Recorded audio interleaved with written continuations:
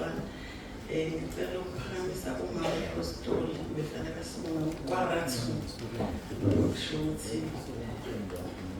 isikhathi sesidlekile kancane nje siphakamisa umama wepostoli azogcizelela kwitemu yakhe akasiphe yona kancane Jesu Kristu inkosi.